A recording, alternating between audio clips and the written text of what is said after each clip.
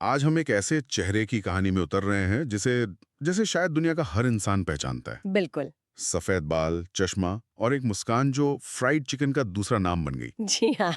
Colonel Sanders और KFC. हाँ। लेकिन आज हम सिर्फ उनकी जानी पहचानी कहानी नहीं दोहराएंगे। नहीं। हमारे पास जो स्रोत हैं हुँ, वो सिर्फ उनकी जिंदगी के उतार चढ़ाव नहीं दिखाते, हुँ। बल्कि उस बिजनेस जीनियस को भी उजागर करते हैं जो अक्सर उनके संघर्ष की कहानी के पीछे छिप जाता है। सही बात है। तो आज हमारा मिशन ये समझना है हुँ, कि कैसे एक इंसान 60 की उम्र के बाद सिर्फ अपनी मेहनत से नहीं, हुँ। बल्कि एक क्रांतिकारी बिजनेस मॉडल के दम पर दुनिया का सबसे बड़ा फूड एम्पायर खड़ा कर सकता है। चलिए देखते हैं। तो चलिए इस कहानी के सीक्रेट मसालों को परत दर परत खोलते हैं। हुँ, तो कहानी की शुरुआत किसी प्रेरणादायक हीरो जैसी बिल्कुल नहीं है, नहीं। बल्कि ये असफलताओं की एक लंबी लिस्ट है। 16 की उम्र में स्कूल छोड़ना, हाँ, 17 तक 4 नौकरियों से निकाला जाना। जी। क्या ये सिर्फ बुरी किस्मत थी या उनके व्यक्तित्व में ही कोई ऐसी बात थी जो उन्हें कहीं टिकने नहीं दे रही थी? ये एक बहुत दिलचस्प सवाल है। हमारे स्रोत बताते हैं कि उनमें अधिकार को चुनौती देने की एक आदत थी। अच्छा। हाँ, वो किसी के मातहत काम करने के लिए बने ही नहीं थे।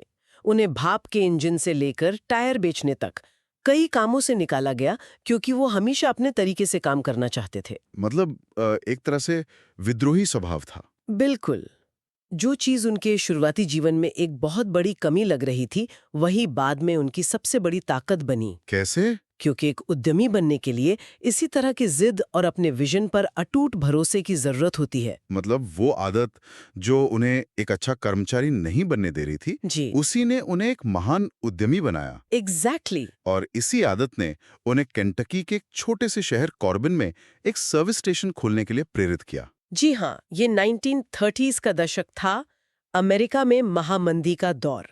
लोग गाड़ियों से सफर कर रहे थे और उन्हें रास्ते में खाने के लिए अच्छी जगहें नहीं मिलती थीं। तो उन्होंने एक जरूरत को पहचाना। बिल्कुल, ये सिर्फ एक सर्विस स्टेशन नहीं था, ये सही समय पर सही जगह होने का एक बेहतरीन उदाहरण था। हम्म। उनके पास कोई रेस्टोरेंट तो था नहीं, तो उन्होंने अपनी ही डाइनिंग टेबल पर यात्रियों को खाना खिलाना शुरू कर दिया। और उनका तलावा चिकन इतना मशहूर हो गया कि जल्द ही वो सर्विस स्टेशन एक 142 सीटों वाले मोटेल और रेस्टोरेंट में बदल गया। जी, इसे ही सैंडर्स कोर्ट एंड कैफे के नाम से जाना गया। और यहीं पर उस जादुई रेसिपी का जन्म हुआ।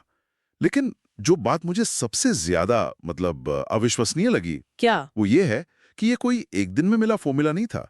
उन्होंने अपनी उस गुप्त रेसिपी को परफेक्ट करने में पूरे 9 साल लगा दिए। 9 साल? ये सिर्फ खाना पकाना नहीं था, ये R&D था, रिसर्च एंड डेवलपमेंट। अच्छा। और वो 11 मसालों का मिश्रण। वो सिर्फ स्वाद के लिए नहीं था, ये कंसिस्टेंसी एक जैसा स्वाद बनाए रखने का तरीका था।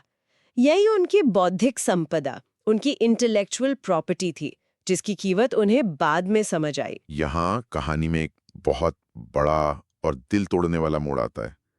सब कुछ बेहतरीन चल रहा था, उनका रेस्टोरेंट बेहद सफल था, गवर्नर ने उन्हें केंटकी कर्नल की मानद उपाधि भी दे दी थी। और फिर अचानक सब खत्म हो गया। हाँ, 62 साल की उम्र में वो लगभग दिवालिया हो गए। और इसके पीछे की वजह भी बिजनेस के नजरिए से बहुत दिलचस्प है।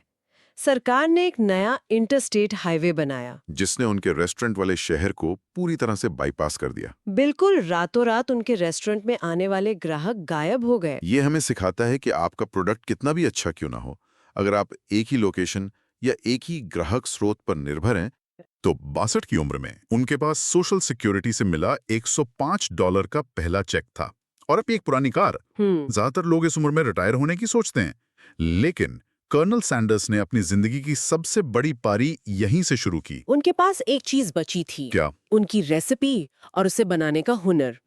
तो उन्होंने अपनी कार में प्रेशर कुकर और मसालों का वो मिश्रण रखा और निकल पड़े। उनका आइडिया बहुत सरल था। हाँ, वो दूसरे रेस्टोरेंट मालिकों को अपनी रेसिपी इस्तेमाल करने के लिए मनाएंगे और बिकने वाले हर चिकन के पीस पर कुछ सेंट्स का कमीशन लेंगे। और यहीं से वो मशहूर आंकड़ा आता है, 1009 बार ना सुनना। 1009 बार। हाँ। ये आंकड़ा हम सबने सुना है, लेकिन हमारे स्रोत बताते हैं कि ये सिर्फ जिद की कहानी नहीं है। हमें ये समझना होगा कि उन्हें ना क्यों मिल रही थी। बिल्कुल सही। उस समय 1950s के दशक में फ्रेंचाइजिंग का विचार ही बहुत नया था। और अजीब भी। सोचिए, एक रेस्टोरेंट मालिक जिसका अपना एक सेट मेन्यू है, सालों की मेहनत से बनी पहचान है, उसके पास एक सफेद सूट पहना हुआ बूढ़ा आदमी आता है और कहता है, आप मेरा चिकन बेचो, अपने मेन्यू में डालो। मालिक का पहला सवाल क्या होगा? क्यों? मेरा खाना तो बिक ही रहा है। और मैं तुम्हारी क्वालिटी पे कैसे भरोसा करूं? अगर तुम्हारे चिकन की वजह से मेरे रेस्टोरेंट का नाम खराब हो गया तो? यही असली लड़ाई थी। सैंडर्स सिर्फ चिकन नहीं बेच रहे थे, वे भरोसे का एक बिल्कुल नया बिजनेस मॉडल बेच रहे थे। तो वो करते क्या थे? वो हर रेस्टोरेंट में जाते, उनके किचन में उनके स्टाफ के लिए अपना चिकन बनाते, उन्हें खिलाते और फिर अपनी बात रखते। वो अक्सर रातें अपनी कार में ही गुजारते थे। मतलब ये एक सेल्स पिच नहीं थी, ये एक मिशन था। बिल्कुल। 1009 बार ना सुनने के बाद आखिरकार उन्हें यूटा के सॉल्ट लेक सिटी में पीट हरमन नाम का एक रेस्टोरेंट मालिक मिला। हाँ, पीट ने उनकी रेसिपी पे दांव लगाया, 50% तक बढ़ गई अरे वाह! और यहीं से उन्हें अपना पहला पार्टनर मिला। और यहाँ पार्टनर का मतलब था पहली फ्रैंचाइजी। मतलब एक ऐसा रेस्टोरेंट मालिक जो कर्नल सैंडर्स के नाम और उनकी गुप्त रेसिपी का इस्तेमाल करने के लिए तैयार था। और बदले में हर बिकने वाले चिकन पर उन्हें 4 सेंट देता था। यहीं से केएफसी साम्राज्य की नींव पड़ी। यहाँ से जो बिजनेस मॉडल उन्होंने बनाया वो उस समय के लिए अविश्वसनीय रूप से क्रांतिकारी था। अगले 12 सालों तक वो और उनकी पत्नी क्लॉडिया अमेरिका और कनाडा में घूम घूम कर अपनी रेसिपी बेचते रहे। और ये समझना जरूरी है कि ये कितना बड़ा बदलाव था। उस जमाने में रेस्टोरेंट का मतलब था जमीन, इमारत, किचन का सामान। यानी ठोस संपत्ति, फिजिकल एसेट्स। जी, मैकडॉनल्ड जैसे ब्रांड भी रियल एस्टेट के खेल से बड़े बन रहे थे। सैंडर्स ने कहा, ये सब आपका, रेसिपी और ब्रांड मेरा। हर चिकन के पीस पर मुझे बस मेरा छोटा सा हिस्सा चाहिए। बिल्कुल। ये तो आज के सॉफ्टवेयर एज अ सर्विस मतलब SaaS मॉडल जैसा ही था। हाँ। लेकिन 70 साल पहले। हाँ, एक तरह से उन्होंने अपनी रेसिपी को एक सॉफ्टवेयर की तरह लाइसेंस किया, जिसे कोई भी रेस्टोरेंट अपने हार्डवेयर यानी अपने किचन में इंस्टॉल कर सकता था। ये एक एसेट लाइट मॉडल था। लेकिन इसमें एक बहुत बड़ी चुनौती रही होगी, क्वालिटी कंट्रोल। बिल्कुल। आप 600 अलग-अलग रेस्टोरेंट्स में एक जैसा स्वाद कैसे सुनिश्चित करेंगे जब आप वहां मौजूद ही नहीं है? तो इसका क्या जवाब था? इसका जवाब था वो 11 मसालों का गुप्त मिश्रण। अच्छा। वो मसालों को खुद एक जगह तैयार करते और फिर उसे पैक करके अपनी सभी फ्रेंचाइजी को भेजते थे। तो रेस्टोरेंट वालों को सिर्फ आटा और बाकी चीजों के साथ उस पैकेट को मिलाना होता था। हाँ, उन्हें असली रेसिपी कभी पता नहीं चलती थी। ये सिर्फ एक सीक्रेट नहीं था, ये एक शानदार क्वालिटी कंट्रोल सिस्टम था। और नतीजे 1964 तक यानी सिर्फ 12 साल में उन्होंने एक भी आउटलेट खुद खोले बिना 600 फ्रैंचाइजी बना ली। वो 74 साल के हो चुके थे और उनका ये नेटवर्क इतना बड़ा हो गया था कि अकेले संभालना मुश्किल था। आज KFC ब्रांड की अनुमानित कीमत 18 अरब डॉलर से ज्यादा है। और ये सफलता सिर्फ अमेरिका तक सीमित नहीं रही।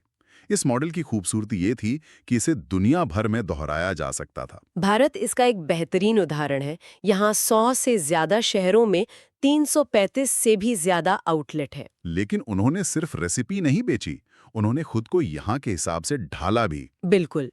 ये ब्रांड की अनुकूलन क्षमता को दिखाता है।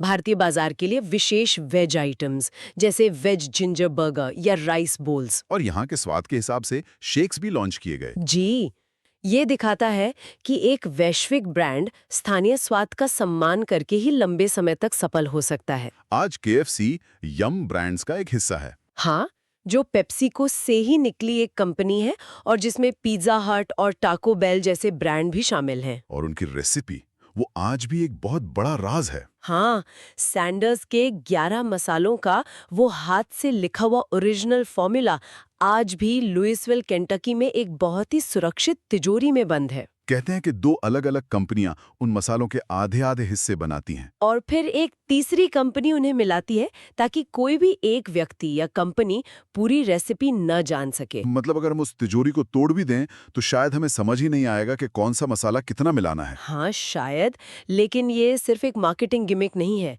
ये दिखाता है कि ब्रांड की नींव आज भी उसी बौद्धिक संपदा पर टिकी है। यहाँ से एक और दिलचस्प पहलू सामने आता है, व्यक्तिगत ब्रांडिंग की ताकत।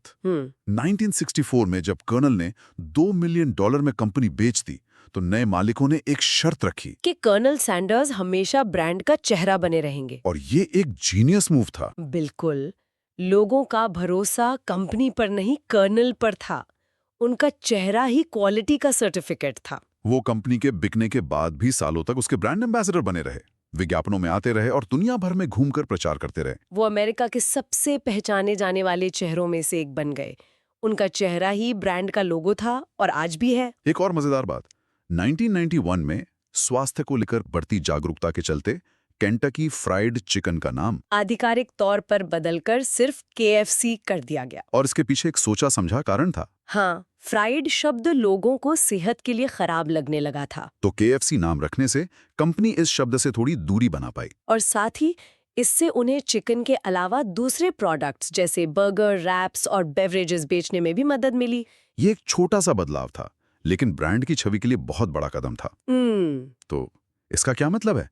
कर्नल सैंडर्स की कहानी सिर्फ ये नहीं सिखाती कि असफलता अंत नहीं है या उम्र सिर्फ एक संख्या है। नहीं, ये उससे कहीं ज्यादा गहरी है। ये कहानी इनोवेशन के बारे में है। जी, ये दिखाती है कि एक बेहतरीन प्रोडक्ट के साथ साथ एक शानदार बिजनेस मॉडल होना कितना जरूरी है। उनकी सफलता सिर्फ उनकी चिकन में नहीं, बल्कि उनके फ्रेंचाइजी मॉडल, उनके क्वालिटी कंट्रोल सिस्टम और उनकी पर्सनल ब्रांडिंग की ताकत में छिपी थी। बिल्कुल। ये कहानी इस बात का भी प्रमाण है कि कभी-कभी सबसे बड़ी सफलता जीवन के उस पड़ाव पर मिलती है जहां ज्यादातर लोग उम्मीद छोड़ देते हैं। यहाँ एक विचार छोड़कर जाते हैं। जिस इंसान ने अपनी पहचान और सालों की मेहनत से एक ब्रांड बनाया, उसके लिए 1964 में उसे बेच देने का फैसला कैसा रहा होगा। और जब वो अपनी ही कंपनी के विज्ञापनों में एक ब्रांड एम्बेसडर के तौर पर काम करते थे, तो क्या उन्हें कभी ऐसा लगा कि उनकी पहचान उनसे बड़ी हो गई है? तो असली सफलता उस अरबों डॉलर के ब्रांड में है या उस जज्बे में जिसने 1009 बार ना सुनने के बाद भी हारने नहीं दिया?